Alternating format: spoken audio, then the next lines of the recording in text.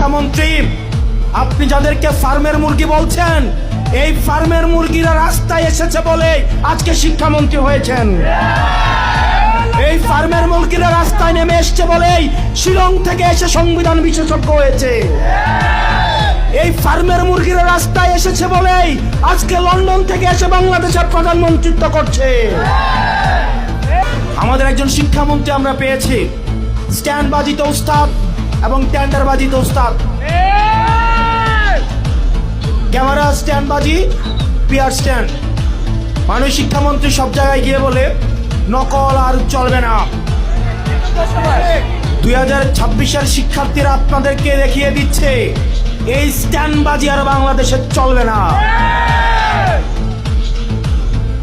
হাঁটু সমান পানিতে, বুক সমান পানিতে 2026 সালের এইচএসসি পরীক্ষার্থীদের আপনি ডুবিয়ে ডুবিয়ে আপনি পরীক্ষা দিতে বাধ্য করেছেন।